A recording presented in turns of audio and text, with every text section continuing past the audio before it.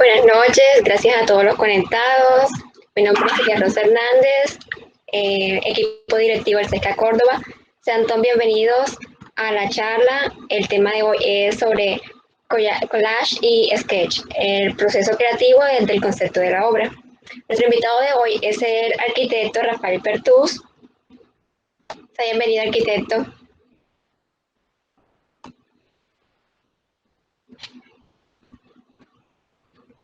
Hola, buenas noches, ¿cómo están todos? Gracias por la invitación. Gracias a usted por participar, arquitecto. Bueno, voy a darle un pequeño recorder de lo que es el arquitecto. El arquitecto es un máster en arquitectura crítica y proyecto de la Universidad Politécnica de Cataluña. También realizó estudios en la Universidad Pontificia Bolivariana y la Universidad del SINU en excepcional Montería. Es fundador de la AMAS 622 Arquitectos. Se ha presentado en varios concursos de arquitectura y ha ganado muchos de ellos. Actualmente es profesor de la Universidad Pontificia Bolivariana en Montería. Ok, muchas gracias por la presentación.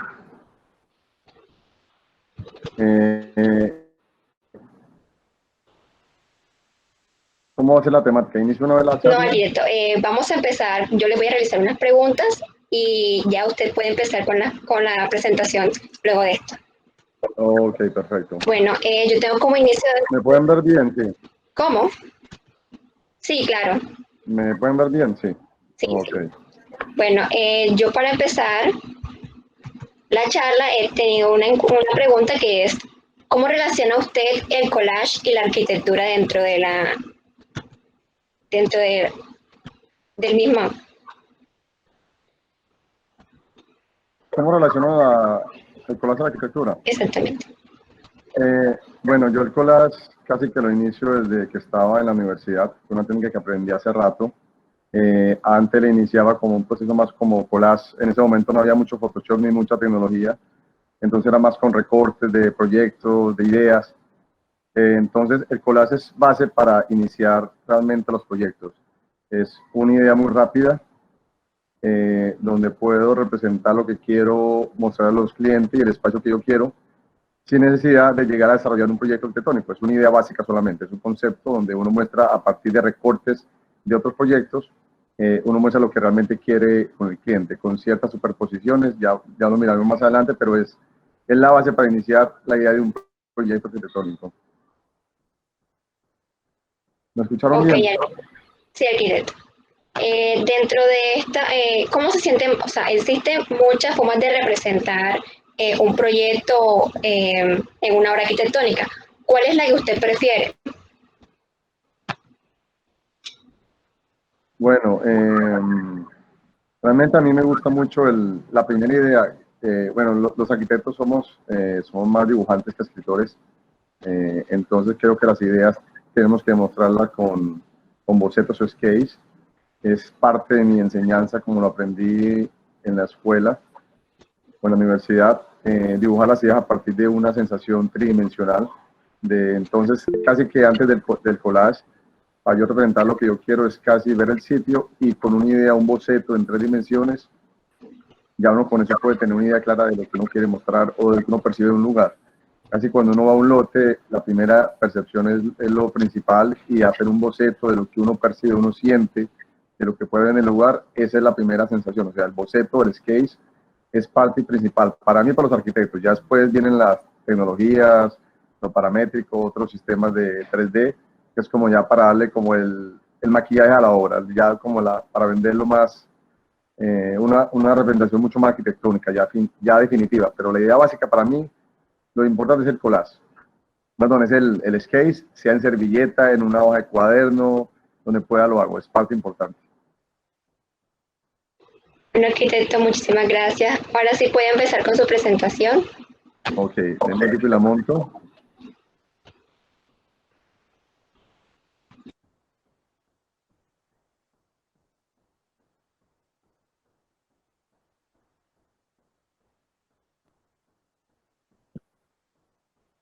Hola a todos, buenas noches.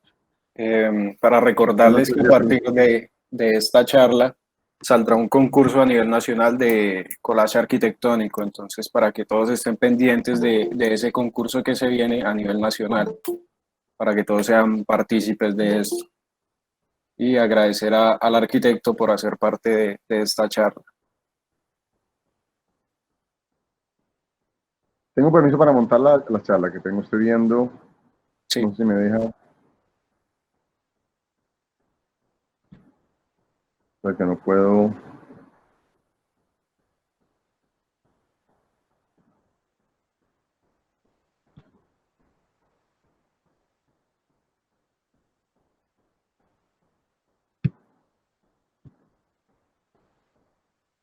¿Me confirman si la pueden ver?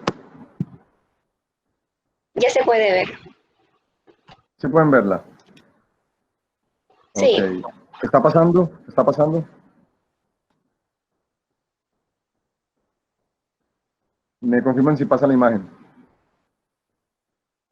No pasa. No permite PowerPoint, no tiene que ser en PDF. No. Acá sí yo estoy viendo perfectamente la imagen. Ahí hay una imagen y dice Rafael Pertus, arquitecto, en la parte de abajo izquierda. Y la siguiente imagen sí pasa, la siguiente. La siguiente. Pues, no sé, muévela. No pasa. Pasé ahora mi collage. No pasa. No me No. acepta el PowerPoint. Se quedó en la primera. Ahora sí. Ahora sí pasó. ¿Cómo?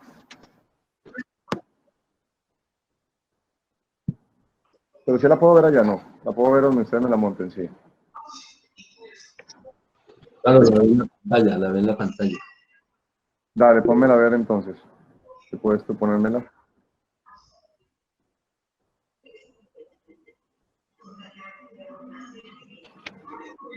Ya un momento, ya la pongo. Ok, perfecto.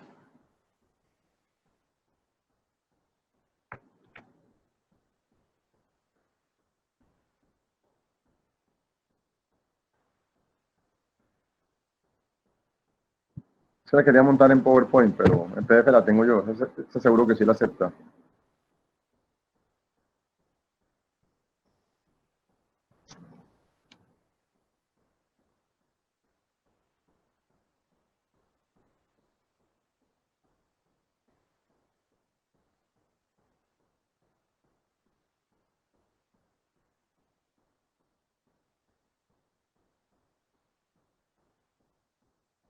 Ya vamos.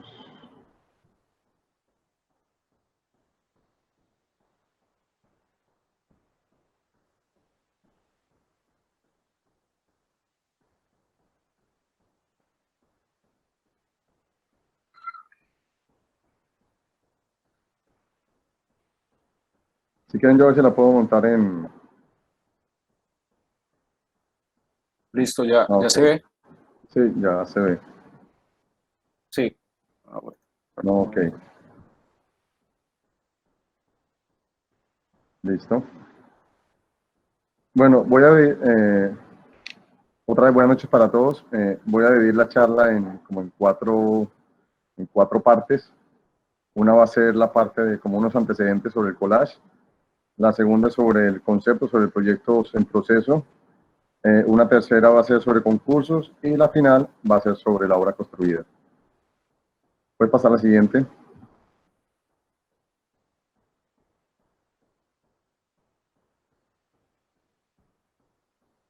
Es un poco para mostrar que el collage también hoy en día hay algo que se llama upcycling, que es como reutilizar imágenes de varios proyectos y armar algo es también parte de un collage. Es donde se pueden expresar se pueden ensamblar varios elementos. Casi el collage inició casi con telas, pueden haber ilustraciones, fotografías. Son muchos elementos como inició el collage realmente. Casi aproximadamente inició en 1900, 1912, comenzó la tendencia del collage. Picasso, George Drake, lo utilizaban en sus pinturas, también vino después poco el surrealismo, el dadaísmo también lo utilizaron, deconstructivismo también utilizó mucha parte del collage, y al final creo que hasta Matisse y Joan Miró utilizaron parte de esa superposición de planos y de imágenes para hacer los collages desde la pintura, desde otro punto de vista. Pásalo.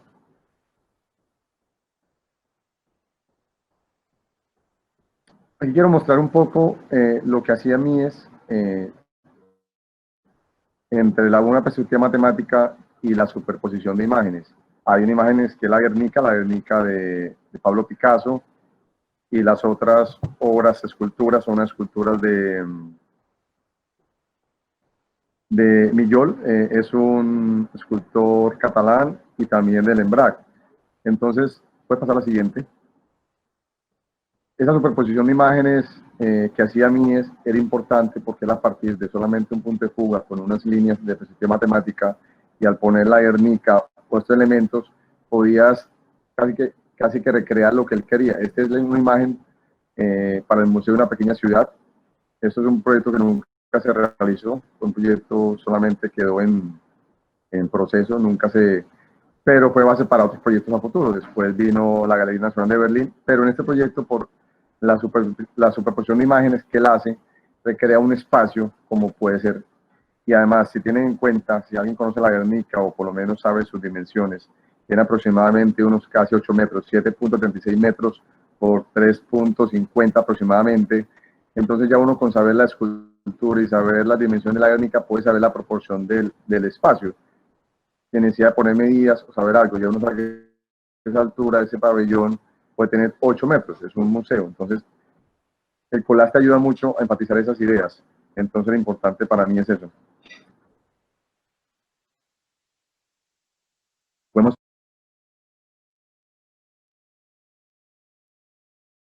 escuchan. Sí. También los arquitectos, la mayoría de los maestros, siempre la mano alzada es importante, el boceto. En Le Corbusier, en su viaje que hizo a Oriente, cuando él viajaba, era parte de recordar una experiencia. Sus proyectos es parte de una experiencia, de esos dibujos que él hacía. Él, cuando viajaba a la India y vio esos animales, los brahman, con esos cachos, y cuando hizo el proyecto de Chandigarh de la Asamblea, fue un poco ese concepto de esos cuernos grandes, los convirtió en cubiertas, unas grandes cubiertas que son las que recogen las aguas lluvias de los monzones, de las grandes épocas de invierno. Entonces esa gran cubierta es parte conceptual y es alegórico a los cachos de esos animales. Mientras que otros arquitectos como Mies, Álvaro Siza, Rafael Moneo, hasta Salmona, ellos dibujan es para comprobar algo, es una experiencia, para comprobar o experimentar algo, ¿ya? Es un dibujo diferente, digamos. Ellos dibujan con un lápiz B, casi ellos, Salmona, Mies, ellos dibujan con un lápiz B, que es importante. Aquí vemos algunos dibujos. Este es uno de los dibujos de la izquierda, de Álvaro Siza, de la Casa Tolo en Portugal. Abajo es una iglesia de Lesu, de Rafael Moneo, un arquitecto español que ha ganado el premio Pritzker. La imagen de arriba es uno de los viajes que hizo Álvaro Alto a Grecia, es el anfiteatro griego. Y la de abajo es una imagen de Salmona. Si bien son líneas gruesas, es la forma de él mostrar sus ideas a partir de esos bocetos. Es diferente a otros tipos de dibujos. Es más bocetos, son con pocas líneas, se puede representar lo que uno quiere o lo que uno viajó, lo que han visto. En algunos casos experiencia, pero siempre es ese lápiz B muy suave para poder representar el collage. Otros hacen bueno, con mini puntas. Hay muchas técnicas para esto. La siguiente, por favor. Este un poco quería mostrar una síntesis de algunos proyectos que yo, cuando parte del boceto es también un aprendizaje. Se consigue a partir de la experiencia y de dibujar.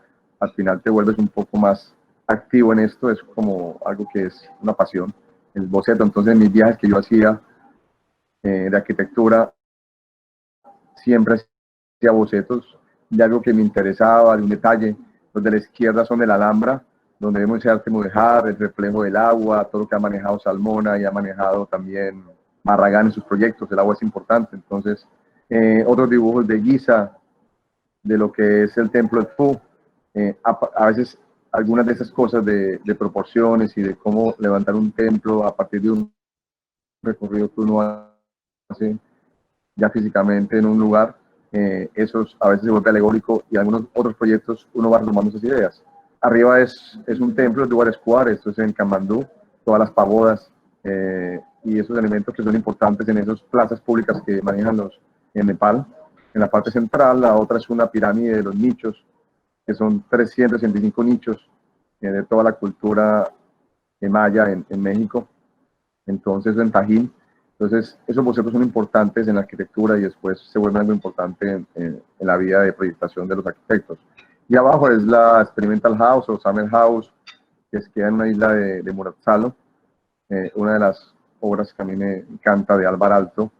Eso sería como otra clase de esto, pero bueno, sigamos. Son bocetos que hice en esos viajes, es una síntesis. Aquí también quería mostrar en las siguientes, otro arquitecto catalán, Enric Miralles, murió lastimosamente muy joven, de 45 años, si mal no recuerdo. No me dio clases, pero su esposa, Carmen Pinos, nos dio en el máster. Y tuve mucha influencia en él en ciertas cosas de fotografías. Me interesó mucho cómo él maneja esa fotografía para recrear los espacios o en los concursos.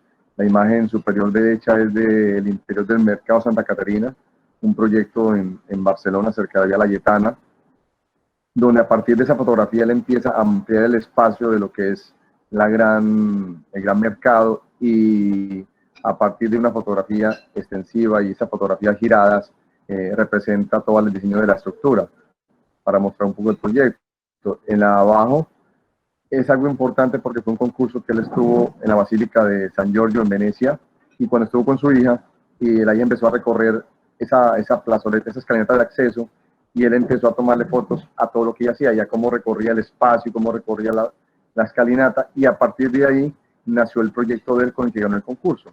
Y esa fue una imagen importante para el concurso. Esta imagen fue la que casi vendió el proyecto y se lo pudo ganar. Entonces las imágenes son muy potentes.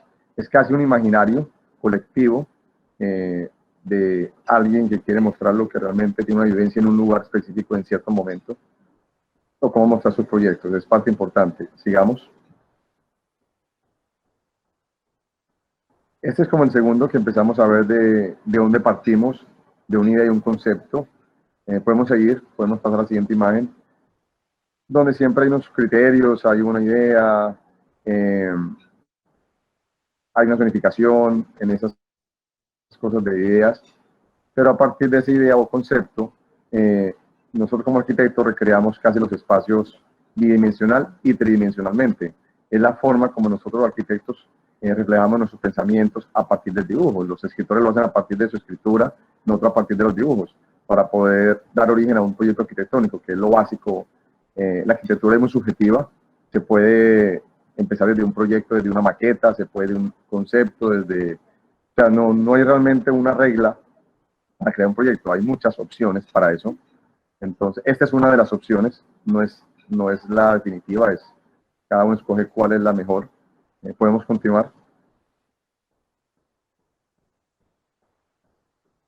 Esta es parte de mi proyecto final, de lo que hice en el máster, que fue una idea.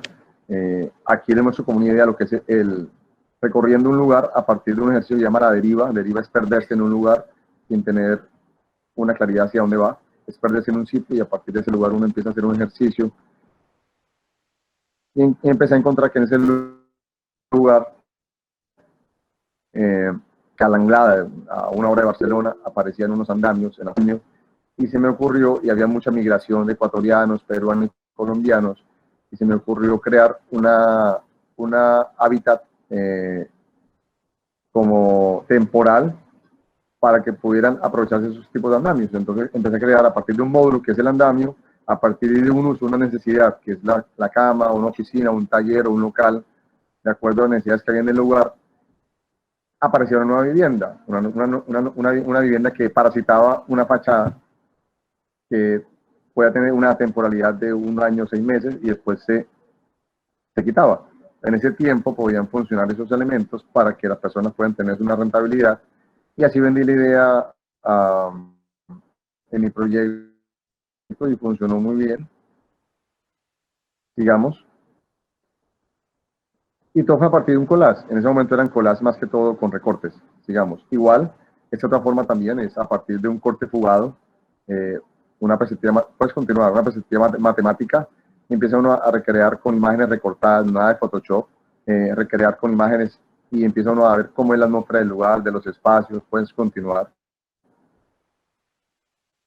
Entonces uno va anexando imágenes para poder darle una realidad a esto. Este es otro collage, más con revistas y recortes, donde se ve un poco ese desorden de la migración que hay, de las construcciones, pero con cierto elemento formal de la estructura metálica, pero también esa informalidad del revestimiento, muy informal, con telones, con lonas, con cosas recogidas de las calles. O sea, era ese tipo de arquitectura que uno empezaba de la migración de los latinos. Continuemos.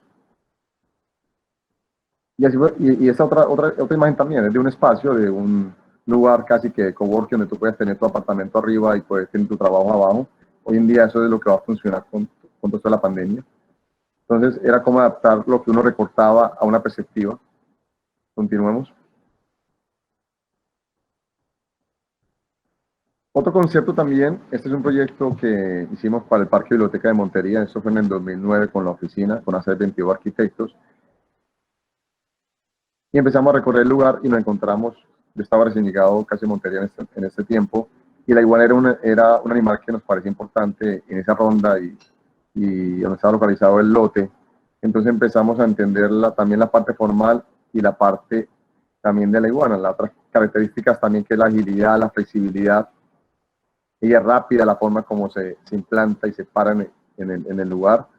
Y también esos elementos que vemos, que es el color verde que ella tiene, y también de cómo ella se camufla. Es importante cómo se camufla en la naturaleza. Y también está cubierta por unas escamas aformes, no son uniformes, son aformes, todas son diferentes. Pero ese sistema le ayuda a ella a adaptarse al clima. Eso le ayuda a regular su temperatura. Entonces, estos elementos, como concepto, nos ayudaban a recrear un proyecto arquitectónico, y empezamos a coger ese elemento y a sacar unos bocetos y a sacar líneas importantes y cómo fragmentarlo, y eso empezó a evolucionar en proyecto, a crear una piel, un revestimiento que tenía como concepto toda esa parte física, no tanto a vida formal, y también las características físicas de la iguana. Continuemos. Aquí voy rápido, es un poco la superposición entre lo que era la iguana, los anillos y la trama de Montería. Empezamos a superponer tramas para entender un poco también el concepto y darle más aporte. Entonces era una combinación de tramas entre los anillos y la trama urbana, entre la abstracción y la abstracción de las manzanas, la estructura y la geometría, todo esto. Y todo esto también daba unas mutaciones, y lo que era la figura era la identidad, y lo que era el color era la estética, y lo que era la piel era lo bioclimático, y lo que era la forma era el diseño biónico de la iguana. Y la adaptación es una mutación, y eso realmente al final nos dio un esquema básico, una idea del proyecto formal y arquitectónico. Sigamos. Y este fue el resultado. Pongo apenas una imagen, no voy a especificar mucho más. Este es un fotomontaje también, como un collage de cómo esa ronda remata en ese gran espacio público y en ese edificio arquitectónico con un revestimiento que además era bioclimático y que ayudaba al lugar y se adaptaba muy bien a nuestra manera de ver la arquitectura. Sigamos. Este es un plan maestro que se hizo en 2009 para la Universidad de Córdoba. También necesitamos entender un poco lo que era saber cómo arrancar, era algo muy grande, y cómo empezamos a trabajar sobre un plan y empezamos a manejar conceptos. Lo agro tiene que ver con lo rural y el campo, el parque tiene que ver con lo urbano y la ciudad, y la universidad tiene que ver con la academia. Y eso al igual nos dio un concepto agroparque universitario. A través de esos ejes temáticos conformamos ya un concepto, y todo el proyecto y todo el diseño tenía que ver con el agroparque universitario. Todo tenía que ver con el agro y con parques y con alamedas cubiertas y todo ese, para poder hacer un planteamiento de un plan maestro para una universidad. ¿Dónde marco la idea? Que siga adelante. Mostraré una o dos imágenes apenas de los collages que se hicieron inicialmente para vender la idea. Ese fue el primer collage que se hizo, el de arriba. Es un collage ya sí con Photoshop y ciertas imágenes. Era un edificio administrativo, una capilla al fondo, un lago y unos espacios para que los estudiantes pudieran estar ahí y reunirse. Y a la final el 3D es un poco ese esquema de cómo serían los lugares en ese lugar. Digamos.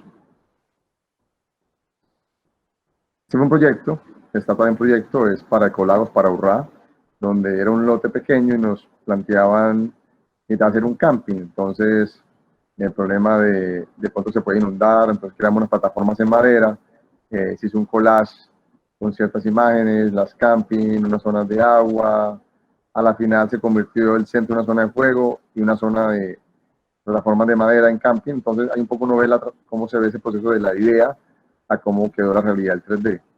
Sigamos. Este otro proyecto también que está en proceso es una cabaña en Punta Bolívar. Es una cabaña, en vez de una tradicional de un solo piso como están todas allá, queda en un lote que queda como a 300 metros de la playa y tenemos unos manglares alrededor. El boceto, lo que quería mostrar un poco era esa sensación cuando fui al sitio de las visuales hacia el mar, ahí no tenía visuales, entonces había una plataforma, abajo eran los parqueaderos, el segundo piso eran las habitaciones y el tercer nivel era toda la zona social que mira a través o mira por encima de los manglares y tiene una visual muy interesante sobre el mar. Sigamos. Aquí voy a hablar sobre los concursos. Este fue un concurso que nos ganamos también en el 2007, segundo puesto. El concepto fue arquitectura del agua. Entender un poco ese concepto de los CNUs, el urbanismo, ese sistema hidráulico que además creo que es patrimonio, cómo ellos manejan el agua, esas relaciones ancestrales que es importante y el respeto por el agua. Puede seguir pasando. Ver un poco el lugar, saber mirar. Hay un libro de John Berger sobre mirar que es importante que ustedes algún día lo busquen, de cómo mirar nuestro entorno es importante saber para poder hacer arquitectura. Entonces, cómo construyen nuestros ancianos con esa arquitectura casi que sin arquitectos, pues una construcción muy informal. Y ellos, el bareque y toda esa arquitectura del árbol al frente y cómo se va transformando y elementos de ventilación, puedes continuar. También el bareque hicimos una abstracción de esas líneas, de las corralejas, todo ese cerramiento de las cercas también en alambre, puedes continuar. Estos son códigos que llamamos códigos culturales. También esos colores que maneja Marcial Alegría en sus pinturas y que en el Caribe se ven los colores vivos de los verdes, los naranjas, los amarillos en esos lugares y que Marcial Alegría lo toma en sus pinturas. Sigan, por favor. A la final se fue el proyecto, fue un boceto inicial y lo que fue el concurso. Algunas imágenes muy sencillas sobre el proyecto. Eran terrazas extendibles, pero era más que todo ese boceto cómo pasa un poco al 3D y a entender sobre el agua. No voy a hablar mucho sobre el proyecto, solo quería mostrar esta idea, podemos seguir. Pero a partir de este proyecto, después nacieron otros concursos y fue importante. Este fue un premio que nos ganamos en 2013, concurso de vivienda Casa Fles. Manejamos un concepto que es casi hecho a mano, que es casi una arquitectura sin arquitectos, lo que decía ahorita, esa autoconstrucción. Esa es una imagen que tomé en el Atlántico, en un viaje, y esto se llama Casa Campo de Cruz, en Borques, y cómo las personas en el mismo territorio van sacando la tierra, sacan su madera, y casi como un bareque, y los hijos, la familia trabaja, lo cual no debería hacer que los hijos trabajen también, pero es nuestra sociedad, que hacen su vivienda a partir de lo que te da la tierra. Entonces era importante ver eso. Y a partir de ahí nacieron criterios de adaptabilidad en un concepto urbano, sigamos. Tenemos que crear una vivienda flexible, creamos criterios, y lo importante de esto era que tenemos que pensar en que esa vivienda era rural, tenía que tener cultivos, tenía que tener marranos, tenía que tener gallinas, que pueda crecer, que el espacio de comedor y sala fuera flexible, sirviera para trabajar, sirviera para comer, sirviera para dormir, sirviera para muchas circunstancias. Entonces, por eso se llamó Casa Flex. Continuemos.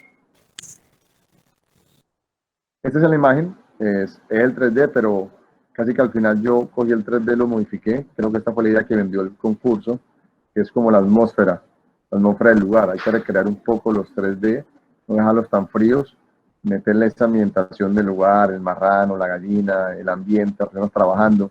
Eso es lo que le da como la vida y la atmósfera a una imagen. La imagen 3D también vende, pero si uno le da esa ambientación, es lo que al final da la diferencia en los concursos. Sigamos.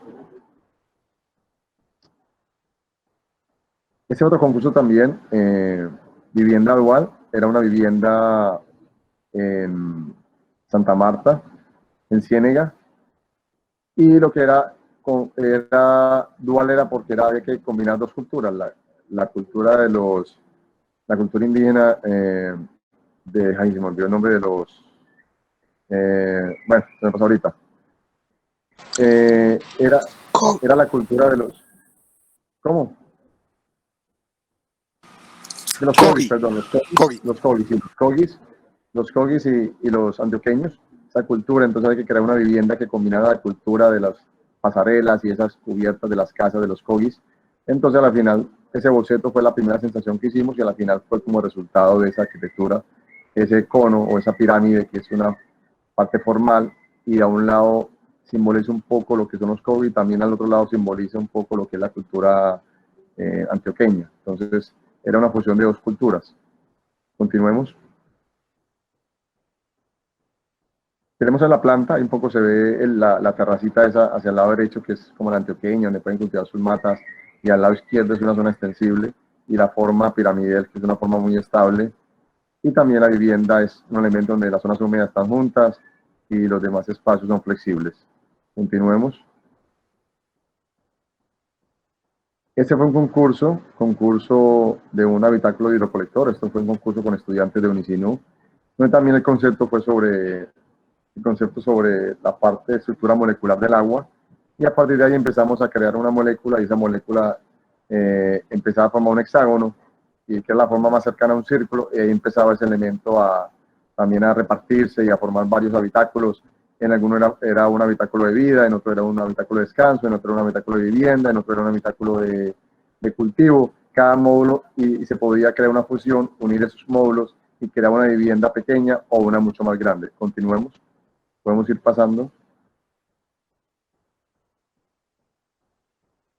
Aquí vamos a ver uno de 3 módulos y uno de 4 módulos, donde veamos la vivienda, veamos las zonas húmedas, donde también manejamos conceptos de sostenibilidad, el agua se podía recolectar y era un módulo casi sostenible. Sigamos. También hay que pensar un poco en la adaptabilidad del habitáculo, en zonas inundables, puede ser flotante, en terrenos planos y en terrenos también inclinados. Sigamos un poco adelante.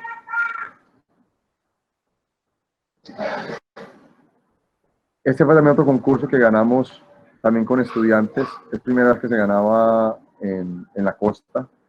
Concurso al acero, siempre lo ganaban las personas del Valle y a veces de Antioquia.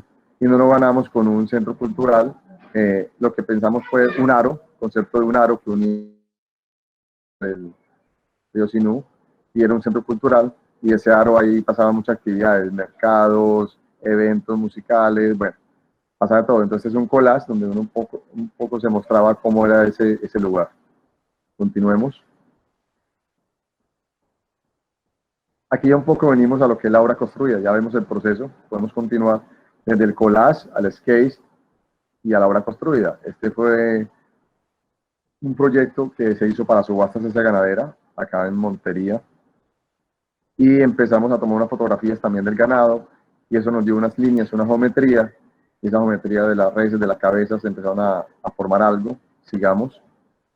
Y empezamos a definir líneas básicas, y se formó lo que es el templete, un martillo para la subasta, donde venden el ganado, donde lo subastan. Pues continuar.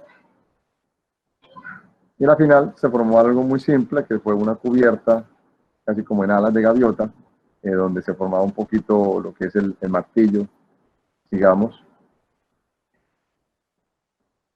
Y la siguiente es un poco el proceso de lo que se concibió en un momento en un 3D, una idea con una columna central que volaba, pero al final quedó por funcionalismo, quedó algo similar, pero algo cambió un poco. Entonces ese proceso de cómo es la transformación de lo que existía, de lo que se pensó y cómo terminó la obra. Digamos. También fue la remodelación de una del auditorio, y habían restaurantes. La primera que viene es la imagen actual, la otra es lo que percibimos en ese momento, cambiar esa imagen de los techos y cómo cambiamos esa imagen de ese lugar, y también pensar en la madera como algo de los camiones. Ir abajo pueden ver la imagen de cómo quedó a la final. Se perdió algo tan como la arquitectura se va haciendo muy sutilmente y se va transformando, entonces ya se perdió esos techos inclinados y se volvió algo más contemporáneo. Continuemos. Después de ahí también salió un local para venta de productos veterinarios. Esa fue la primera superposición, coger uno la fotografía y encima uno empieza a rayar y hacer como casi un collage encima de lo que ya está y ver cómo se vería eso en el lugar. Continúa. Aquí vemos también un poco lo que fue ese collage, y un fotomontaje también, recortando imágenes de lo que pensamos cómo podría ser, y a la final fue la solución de ese elemento, de ese prisma blanco, pero lo rompimos en las esquinas para darle una escala más humana con esa madera en teca, le rebajamos la escala al observador, y así se veía un elemento no tan blanco y ayudaba un poco a dar escala a la persona, digamos. Este fue otro proyecto que se hizo en Pueblo Nuevo, fue una subasta, y también empezamos también a buscar un concepto, siempre hay que buscar una búsqueda de cómo arrancar un proyecto, y siempre se busca una excusa. Entonces entre eso buscamos el origami, y buscamos ese toro, y le buscamos empezar a ver qué es el toro. Es un elemento que da solidez, da fortaleza, da firmeza, y además es armónico el toro en sí, en sus proporciones. Y a partir de ahí empezamos a trabajar sobre el proyecto. El primer collage que hicimos es ese, donde se ve ese volumen, las 3 elementos que son elementos de oficinas, y a la final el 3D y ya lo que fue la obra final. El resultado en el primero eran muchos materiales, al final se contextualizó en un solo material. Ese elemento blanco con 3 cajas de baños desde las oficinas, y el centro es desde el acceso. Sigamos. También es una intervención pequeña para una portería de una finca, donde era un lugar que todo era pintado, cada año había que restaurarlo, estaba en deterioro, y se hizo 2 portones, un portón de acceso peatonal, otro portón de acceso vehicular para carros grandes, camiones de caballos y de ganado. Entonces Marco te ayuda un poco a enmarcar el lugar de acceso y empezar, en vez de esas letras y ese nombre, en vez de hacer pintura, se hizo en hierro, o en hierro Horten, en hierro, se oxida el hierro, y ese hierro le pusimos una lámpara y lo pintamos naranjado, y pareciera que fuera como el fuego en la noche, como cuando uno marca un animal. Entonces se volvió conceptual, y al final dio un resultado interesante, digamos. Este fue un pequeño ejercicio que se hizo en un momento. Ahora sería ideal porque es un ofimódulo, una casa en la Castellana, tienen unos patios, y querían una oficina pequeña donde podían estudiar ahí los hijos y él también. No queríamos tampoco dejar unas rejas ahí horrible, entonces queríamos un elemento más suave, armónicamente, y lo que hicimos es recrear ese elemento con un elemento de una puerta corrediza con madera, y no la reja normalmente, madera laminada. Se hicieron un ritmo y un juego, y pulimos las esquinas para volverlas más curvas, y realmente se convirtió en una pequeña versión muy interesante, desde el boceto que concebimos al 3D y después a la obra final. Entonces eso es ver un poco cómo es la transición de la arquitectura, desde que uno la concibe hasta que la puede ver realizada. Sigamos. Cuando uno hace esas cosas, creo que la satisfacción como arquitecto es interesante. Este fue un gimnasio en Montería también, son reformas que a veces salen también, y esa fue la primera idea, un elemento naranjado, casi que voladizo, que era la oficina, era la recepción, un elemento arriba para enmarcar, que todos los que llegaran pudieran ver ahí un televisor y ver todo lo que se está haciendo, esos collages, y a la final el 3D, y el que ven a la derecha es como la imagen final, cómo quedó el mueble en poliuretano, el televisor, el vidrio, porque era un acceso muy estrecho, entonces el vidrio también te da una amplitud al espacio, y casi que lo que uno concibió al cliente, le vendió la idea, a la final se dio como resultado pues algo muy similar, digamos. Este es de los proyectos más interesantes. Este fue un concurso con la SCA de Montería, que nos invitaron, y este proyecto fue nominado a la Bienal de Arquitectura también. No se ganó por otras circunstancias, pero también ese primer boceto, cuando nos dijeron hagan una biblioteca, nosotros pensamos, querían un edificio de 2 pisos, 3 pisos. Nosotros pensamos, no, o sea, en ese problema, en esta zona del sur, lo que es Villa Melisa, hay problemas de espacio público, hay problemas de de arborización, de zonas lúdicas, entonces pensamos en crear un biblioparque y que fueran y ocupar lo menos posible el terreno. Entonces lo que hicimos fue un poco pensar que las cubetas fueran habitables, un poco recrear esa arquitectura de pronto de lo que es la Unité, lo que Le Corbusier hizo siempre con Vía Savoy, con todos los proyectos de la Unité de Marsella, de hacer las cubetas recurribles y también darle un mirador a las personas, también manejar materiales del lugar. Y el concepto fue arquitectura codificada y nace de entender esos códigos culturales que hemos visto a través de todos los concursos y que nos ha servido, del bareque, de las torralejas, de la madera, y todos esos códigos, cómo decodificarlos y a partir de ahí hacer una arquitectura contemporánea del lugar y de un sitio. Y con materiales del lugar, ahí manejamos piedra garzones, la piedra rajón, que está aquí cerca de Montería, la madera laminada que la producen también acá cerca de Planeta Rica, y vemos el collage, vemos después el boceto y lo que es la realidad un poco. Sigamos.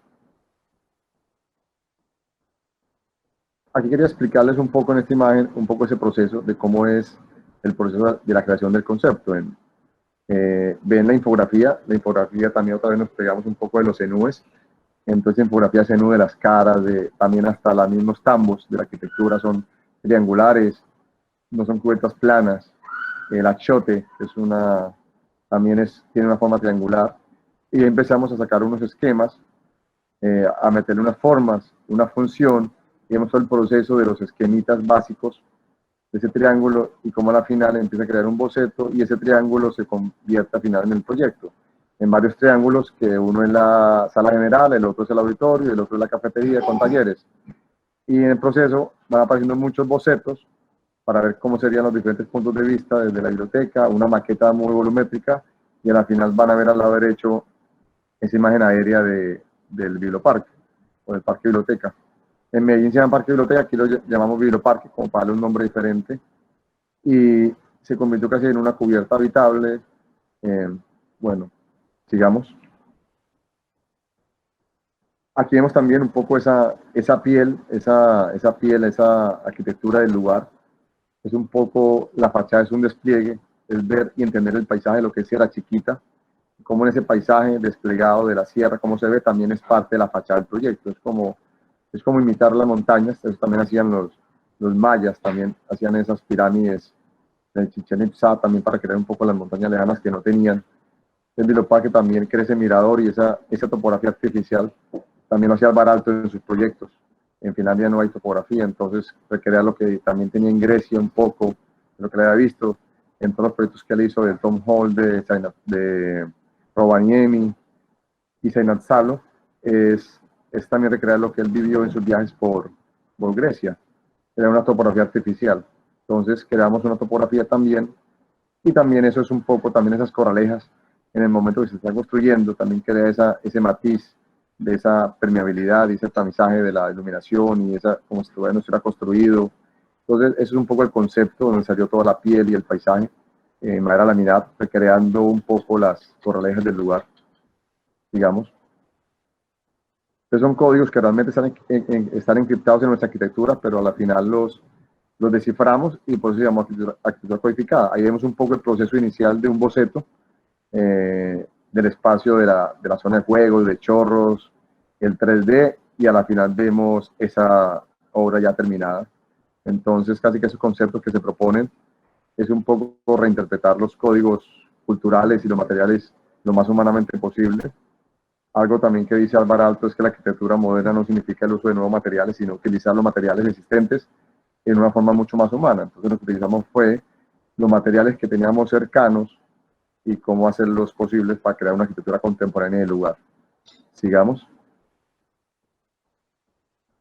Yo creo que falta poco.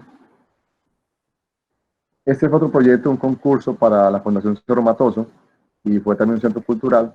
Entonces lo convertimos en una tipología híbrida, y ahí vemos un poco ese concepto de un primer fotomontaje, un collage. Ese es un esquema básico de los niveles. Bueno, en esta imagen vemos el collage, donde la topografía está inclinada, tiene un desnivel casi de 1,50 m, y esas cubetas inclinadas es lo que queríamos hacer, un poco entender el lugar y crear espacios a diferentes alturas. Era un centro cultural, habían talleres, habían eventos musicales, conciertos de vallenato, de banda, de todo. Y también había un poco el espacio público de personas que usaban el espacio para hacer fogatas, para hacer cocinado los domingos, para jugar cartas, jugar dominó. Y a la final, ese corte, a la final del proyecto ya se convirtió en algo mucho más material, más formal, pero tiene algo del concepto de lo que pensamos al principio, del fotomontaje, de cómo nos imaginamos el lugar. Obviamente ya las cuentas fueron menos planas, con menos pendiente, pero igual seguía el concepto de lo que inicialmente pensamos, se fue concibiendo como algo real. Sigamos.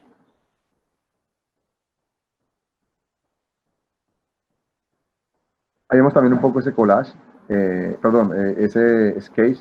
Ese sketch fue de mi compañero, ese fue Merwan Chaverra que lo hizo, pero también es un poco recrear ese espacio público, esas cubiertas que simbolizaban un poco el lugar, que todos los espacios fueran habitables y protegidos. Estamos en un clima que es fuerte, que es el sol y la lluvia, entonces pensamos que la zona de hamaca que ven al lado izquierdo es un espacio que puede estar cubierto, y también las zonas de gimnasio tienen que estar cubiertos.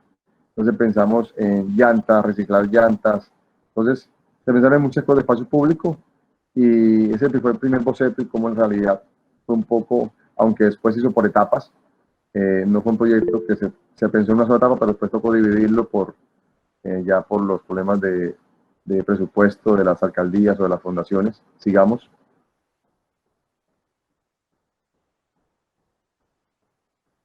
Esta es un poco la imagen final, la imagen del 3D, de lo que pensamos, y a la final fue el día de la inauguración de la primera etapa. Entonces se ve un poco algo parecido a la realidad. Digamos, estas fotos como del proyecto. El concepto era cubetas inclinadas. Ese concepto de entender las cubetas del lugar, todas las casas que están alrededor tienen cubetas inclinadas, de colores. Entonces también dividimos la cubierta en franjas de colores, como si fuera un parque de colores también. Y esta es la primera etapa que ven ahí, no está terminado, es una primera fase. A veces las obras que uno piensa no terminan, pero parte importante de las obras cuando se conciben es la materialidad y entender el lugar. Ven las viviendas, un poco las cubiertas, se ve reflejado el color, pero parte de eso, lo importante es que es algo muy sencillo, es concreto y metal, y perfiles HB y P. No es una arquitectura blanca, no hay cielo raso en drywall, es la arquitectura normal, son bloques en concreto, se pueden ensuciar, no hay que estar haciendo el mantenimiento, es una obra sostenible, porque no necesita tener, si uno se pone a manejar materiales muy costosos, o una piel como la biblioteca de Masanti, una piel falsa que con el tiempo se va deteriorando, no es sostenible. Hay que dar proyecto más humanamente posible con el lugar y que las personas lo entiendan. Son pisos en concreto, pisos en china lavada, o sea, siempre mis obras van mucho a eso, al lugar donde se contextualizan. Sigamos. Ya estamos por terminar. Este es realmente mi último proyecto. Este es un proyecto de mi esposa, se llama le llamo Tiny House. Es un contenedor, y empezamos con la idea de ese concepto también en el collage. Es un poco pensar en un pequeño espacio habitable donde podemos tener espacios para la hamaca, espacios para un pequeño jacuzzi, como el aire libre, cómo cambiar desde un apartamento de 200, 150 metros cuadrados a un espacio de 18 metros cuadrados. Entonces, cómo meter todo eso allí. La imagen de la izquierda es un 3D de lo que, a partir de ese collage, y ya la imagen derecha es una imagen en proceso, ya está a punto de terminarse, de qué es lo que pensamos, de cómo pensó esa imagen desde el inicio, de un elemento rojo contenedor que transporta mercancía a un elemento habitable con una materialidad. Se produce esos elementos de revestimiento, lo hace sostenible, hace que la insolación solar no le pegue tan fuerte, está emplazado en un bosque de robles que le da sombra. El jacuzzi realmente es un tanque para ganados, para tomar agua. Entonces toma estos elementos que me da el lugar y hacer la arquitectura. Arriba es un toldito, una lona, entonces realmente son elementos muy básicos. Sigamos. Otra imagen para que vean un poco la comparación de lo que es el 3D y un poco ya la realidad del proyecto. Ahí vemos un poco esa similitud de lo que uno concibe como proyecto arquitectónico y al final lo puede ver uno hecho realidad. Es algo muy sencillo, que no estorba, es la madera, al lado un bosque de robles, entonces se vuelve algo muy, creo, muy contextual con el lugar, algo muy básico en la arquitectura. Continuemos. Esta es una imagen también interior, miren el collage, fue la primera idea para venderle a mi esposa la idea, para que ella se enamorara de esto. Entonces la primera es una idea del collage, de tener unas camas en 2 niveles, donde arriba durmieran las 2 niñas y abajo nosotros, una cocina pequeñita, mínima. El segundo es un otro collage un poco más cercano a la realidad. El que ven a la izquierda inferior es ya un 3D de cómo se vería, y la imagen de la derecha es una ya casi terminada, faltan ciertos detalles de los muebles, pero ya se ve un poco esa transformación del espacio y de lo que uno concibe y cómo lo puede hacer realidad, ¿ya? Y cómo vender la idea desde un collage hasta volverlo real el proyecto. Continuemos.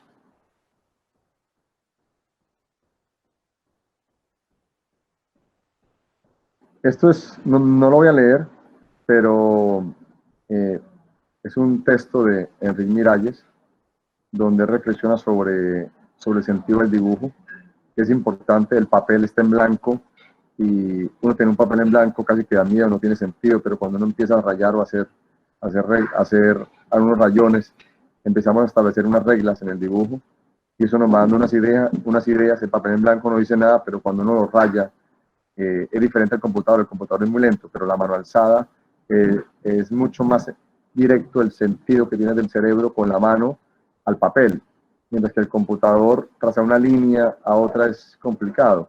Habrán formas seguramente con las tabletas para uno ya hacer colas, pero creo que la mano alzada es importante para los arquitectos. Y la arquitectura es la única capaz de realizarlo. Esa es una imagen final. Muchas gracias. Espero les haya gustado la charla sobre esto. ¿Hay alguna pregunta?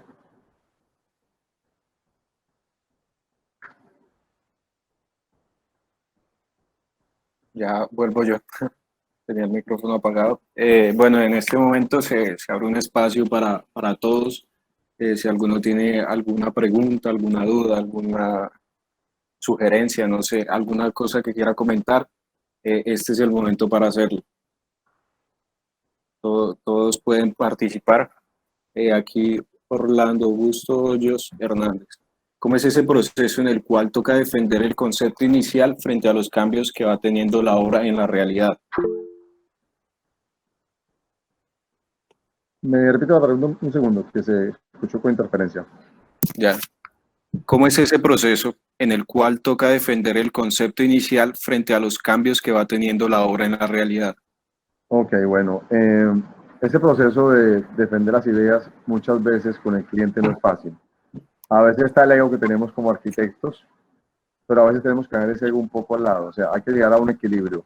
La idea al principio vende mucho, la idea del concepto, el colazo, el boceto puede vender mucho.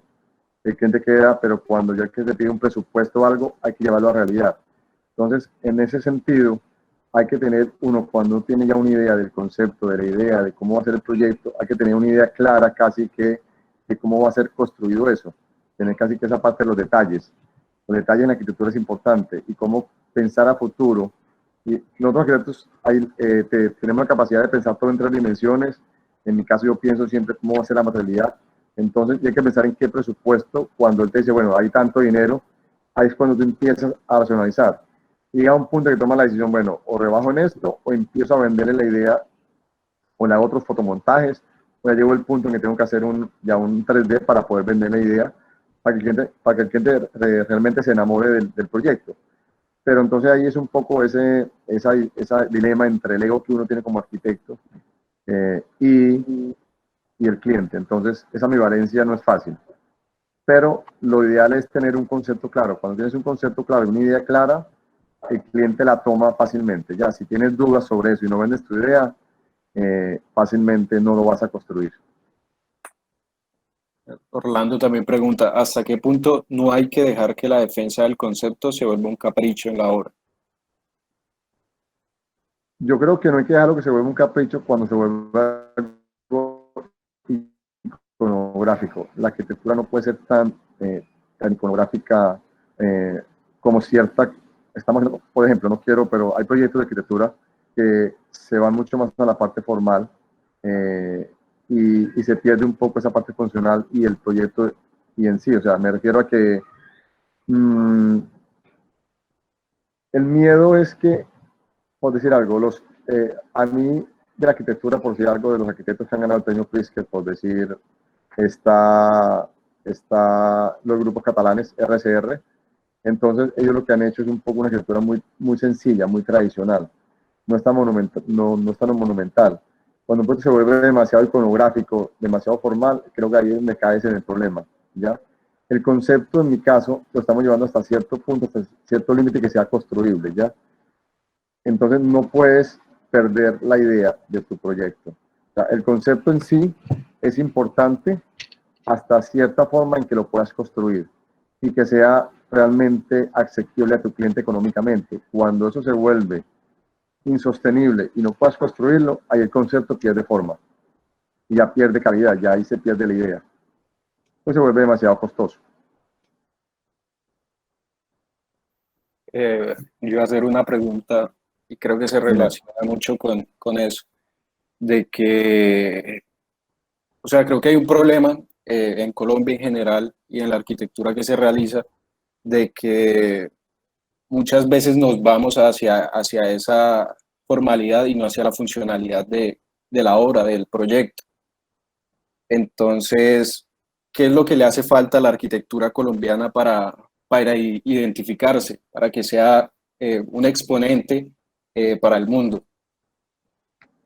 No, Jeffrey, yo creo que hoy en día creo que la arquitectura colombiana ha evolucionado. Yo creo que no tenemos nada que envidiarle a otros países. Creo que acá se hace buena arquitectura. Hay ciertas, obviamente, pero creo que hay arquitectos muy buenos acá. Hay oficinas en Medellín, en Bogotá, en Cali.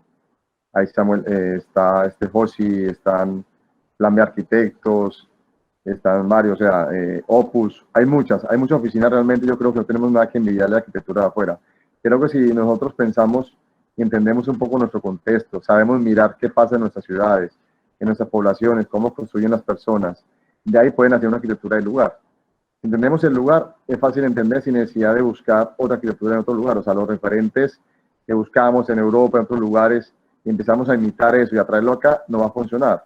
Ellos tienen otros conceptos, otro contexto diferente y otro clima. Nosotros tenemos una contextualidad, unos problemas en Montería diferente a Bogotá. Montería tiene unos problemas de humedad, de calor, no hay vientos. Hay que entender eso. Si vamos a Bogotá, un clima. Si vamos a Medellín, es un clima. O sea, cada arquitectura debe ser del lugar, en mi concepto, ¿ya?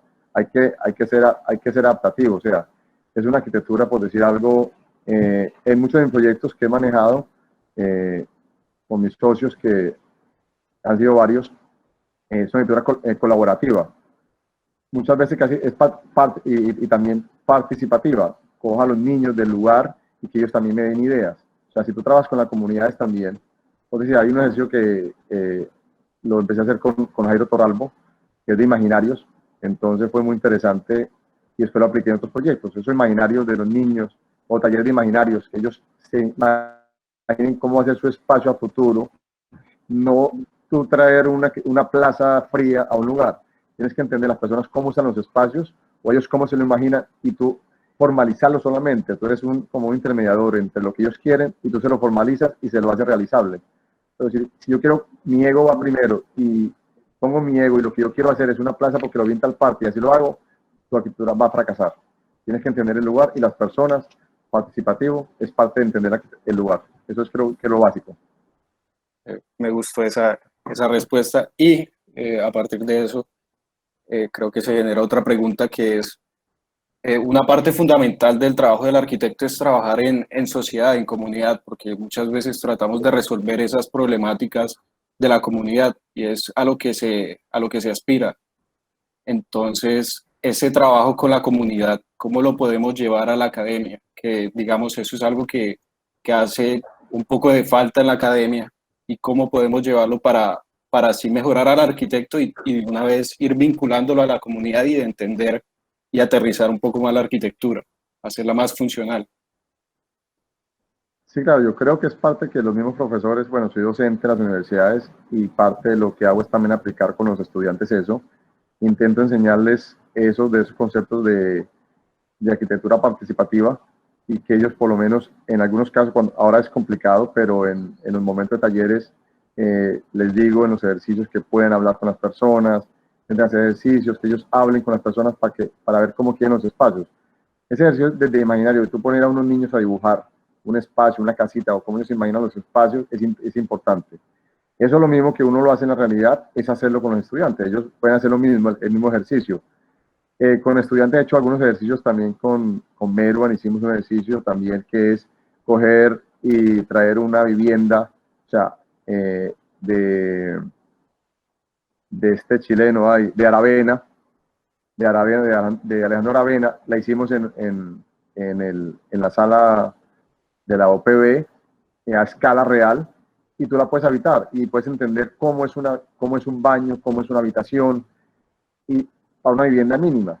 Si tú no entiendes cómo es una vivienda mínima y no sabes cómo es un baño y cómo funciona, es complicado, ¿ya?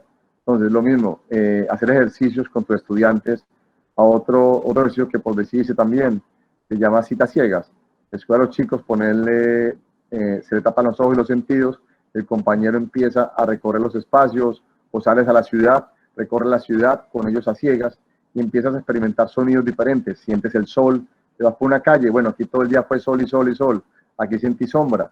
Entonces, al taparte los sentidos de la vista, que es tu principal, pero cuando empiezas a sentir otros sentidos, el del olfato, el de la piel, del tacto, que tú sientes el calor en tu piel, y todos esos ejercicios que tú empiezas a aplicarlos con estudiantes, se vuelve mucho más sensible a la arquitectura y puedes hacer aportes mucho más reales. Si tú sientes que un espacio es demasiado caliente, pues ahí falta sombra, o sea, falta árboles o falta elementos artificiales, algunas cubiertas para poder hacer. Entonces, todos esos ejercicios que tú tienes que hacer también con los estudiantes. Si no lo haces, es imposible que ellos lo entiendan y a la final lo implanten cuando salgan a la realidad. Que muchas veces se olvida ese sentir el ambiente, el sol. Claro. Nos enfocamos solo en el tema formal. Aquí William Ricardo hace una pregunta. En la enseñanza de la arquitectura en la academia, sobre todo en los primeros semestres, ¿cómo fortalecer el boceto, la bitácora, la mano alzada y el concepto en comparación con los programas de diseño y los renders? Bueno, yo creo que el boceto en parte es algo personal. Bueno, en parte yo creo que en todas las universidades, en la mayoría, hay otras que no, pero en la mayoría creo que la mano alzada es importante en los primeros semestres, ¿ya?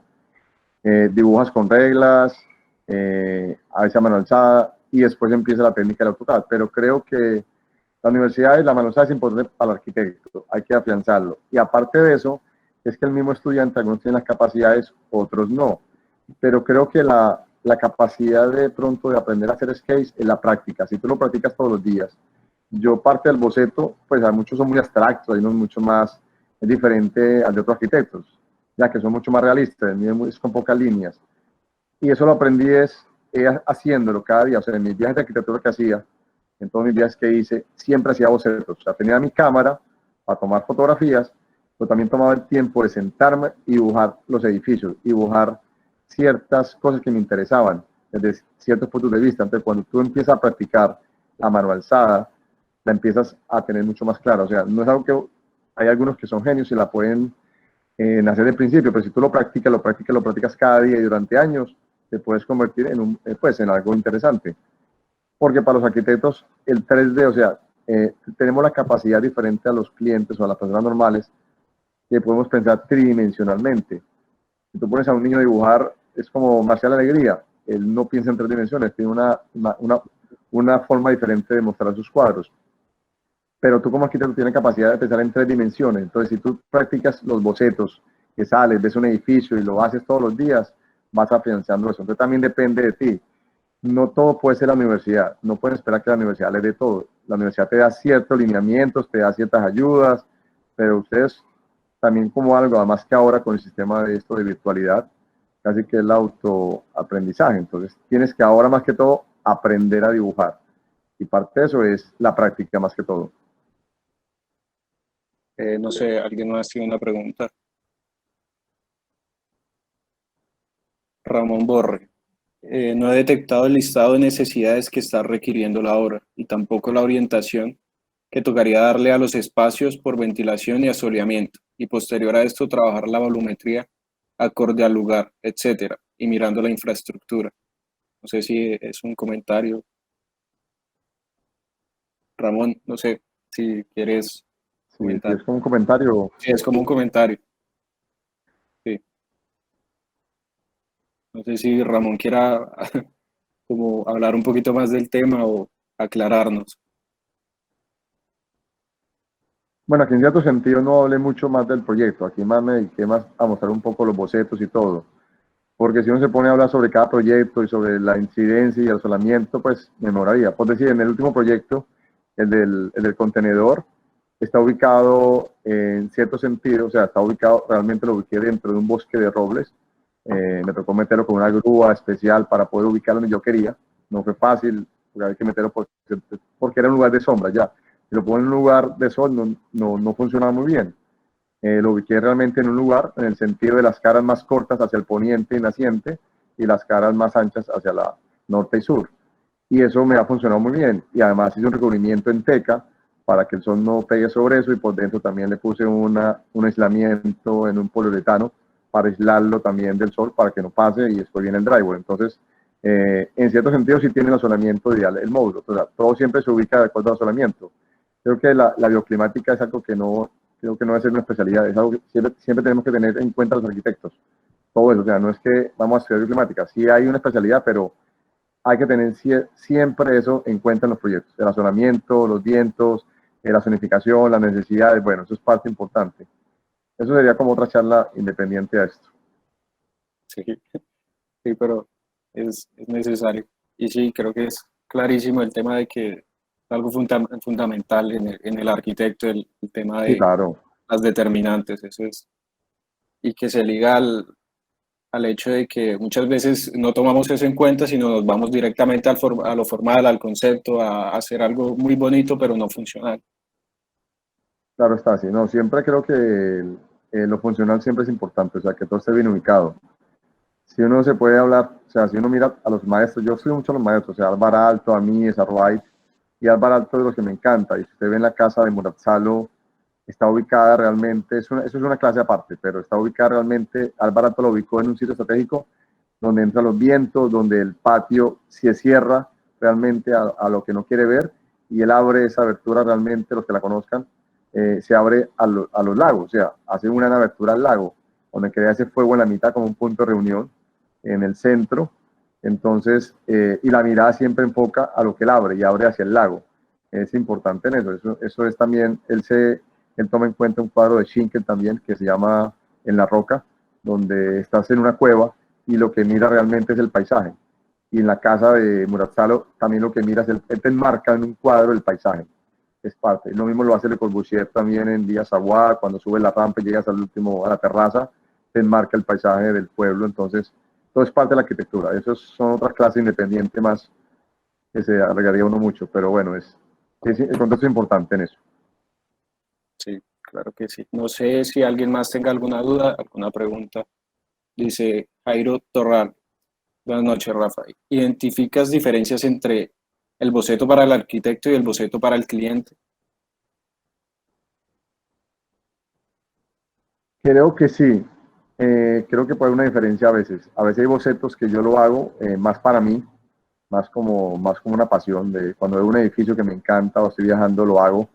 Es, es más de pocas líneas, es para entender detalles o algo que me importa en la obra. A veces tengo muchos carnets, como los que hacía el Corbusier. Tengo muchos carnets, tengo como unas, no sé, 30 libreticas llenas de puros bocetos de viajes a muchas partes. Y eso no son para clientes, son para mí personalmente, ¿ya? Y son de ciertos detalles importantes que yo veo en las obras. Para el cliente es diferente. Para el cliente hay que mostrar un boceto, a veces hay que mostrar un collage, un fotomontaje. Para el cliente vende más el fotomontaje que el boceto. Entonces yo a los clientes les hago más el collage. Y para mí es más el boceto o el sketch. Ahí marco la diferencia. Sí, ahorita el tema también del renderismo, del uso de renders que se ha vuelto algo muy fuerte y que muchas veces se presta más atención al render que al proyecto en sí, que ha sido una herramienta de venta. Sí, sí, el render vende demasiado. Ya. A veces es un poco desvirtuar la realidad. Yo digo que el tema del collage arquitectónico, de los bocetos y todo esto es más un tema eh, arquitectónico, algo que voy a mostrar a alguien que pueda entenderlo, y el render es más venta. Siento yo que puede ser Correcto. así. Sí, Es sí, algo más. se puede simplificar así. Qué tanto ha influenciado ese tema del render en el arquitecto hoy día? Mm, bueno, por decir algo, o sea, no todos manejan el collage, son pocos los que manejan. Eh, Conozco algunos, por eso mencioné, pues, los que lo manejaban era mucho Mies manejaba mucho ese collage, pero era muy básico, era pocas imágenes de cuadros y una imagen matemática, y un trazo matemático atrás de pocas líneas, donde casi que no ves columnas. Él no quería hacer columnas en sus proyectos. Entonces es básico en él, en todo también pues como en Le Corbusier no manejaba mucho eso, sino más que todo era Miralles lo utiliza mucho, lo que yo lo conozco, y realmente no hay muchos arquitectos, creo que son pocos los que lo manejan los collage, porque Sisa maneja mucho el boceto, el sketch, realmente no conozco más, así que manejen mucho collage. Pero creo que por ahí uno a veces ve en internet, hay algunos arquitectos, no, realmente no, ahorita no recuerdo quiénes, manejan algunos collages. Estos Mesa, con plan de arquitectos, han manejado algunos collages en algunas obras. Creo que en el proyecto de la unidad deportiva, Atanasio Girardot, ahí manejaron algunos collages para vender la idea, eso de las montañas, hicieron algún collage para eso. Entonces, y ya y el collage que hay más ha sido por los pintores, Paul Klee, Yamiro, Picasso, como otra forma de collage diferente en la arquitectura, ¿ya? O en el arte pop también maneja algo de collage. Entonces, yo casi me he influenciado mucho más por los collages de Miralles, por esa forma de cómo tomar también la fotografía. No son fotografías todas rectas, son fotografías que vas mostrando o toma lo que realmente importa en un lote. Cuando voy a un lote voy tomando las fotos de acuerdo a lo que me parece que es importante. Si hay un árbol, entonces le hago toda la fragmentación al árbol para tomar esa fotografía, que es lo que importa en el lugar. Entonces, eso va un poco a eso. Listo, No sé si te respondí bien, porque realmente no conozco muchos arquitectos. Sí, sí, sí. No sé si alguien más tenga alguna duda, alguna, no sé, sugerencia, algo que le haya gustado de la charla, algún comentario, para que lo haga en este momento. Como último, recordarles a todos que de esto va a salir un concurso a nivel nacional que va a ser acerca del collage arquitectónico, el cual va a ser a nivel nacional, y el primer puesto va a ganar una entrada libre a la Bienal de Arquitectura de este año y una certificación de haber ganado ese primer lugar. Entonces, yo creo que en el transcurso de la semana se estarán subiendo la publicación con todos los puntos, y para que todos participen. No sé. Hoy en día, Jeffrey, hoy en día es muy fácil hacer los collages. O sea, tienes herramientas muy innovadoras ahora, pues lo choca mucho para eso. Tienes muchas imágenes con el internet, tienes imágenes de todas partes. Lo ideal del collage es desvirtuar un poco el proyecto que Rafael,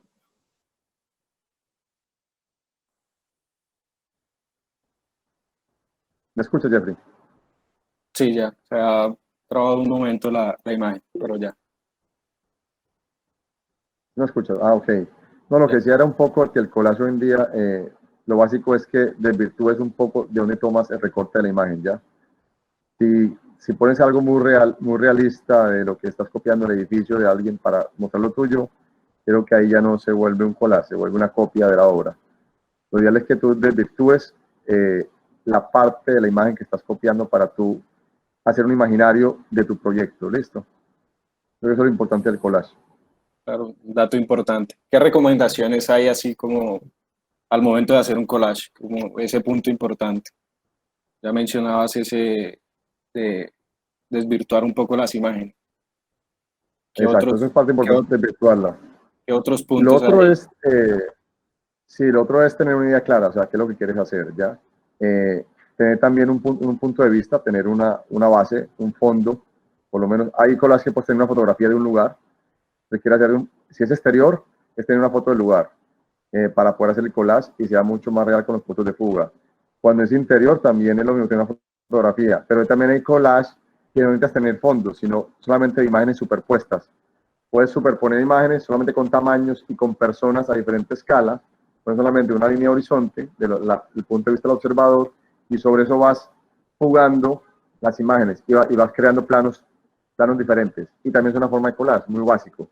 Es otra forma de collage muy moderno, lo pueden ver mucho en Instagram, hay collages que son así, son planos superpuestos hacia atrás y hacia adelante, no más. Eso es lo básico. Listo, muchas gracias, También Rafael. parte del collage es hacer es hacer como algo de dos puntos de vista, un punto de vista a mano alzada, y sobre eso empieza a montar todo. ¿Ya? Es también básico en eso. Otra forma también, tener como un fondo a mano alzada, y sobre eso empieza a empezar a montar las imágenes. Photoshop te da la opción de perspectiva, entonces las puedes deformar, las volteas, las giras. Entonces, es más como la capacidad que cada uno tiene de pronto de manejar las herramientas digitales. Solo un poco un tema artístico. Sí, hasta en PowerPoint lo puedes hacer si quieres también. Bueno, no sé si alguien más tenga alguna pregunta, algún aporte.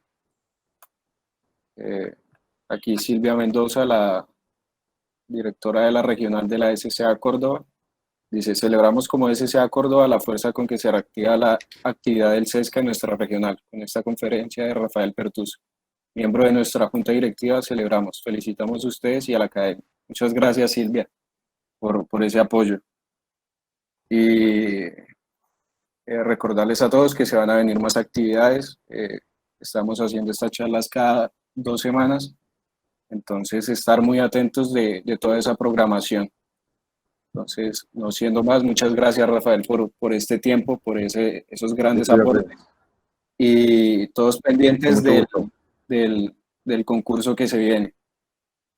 Entonces, chao a todos, Bueno, muchas feliz gracias noche. por su tiempo. Feliz noche. Feliz noche, muchísimas gracias por su presencia. Listo. Bueno, hasta luego. Hasta luego, Rafael, Un placer. gracias. Hasta luego, Jeffrey. Listo. Con gusto.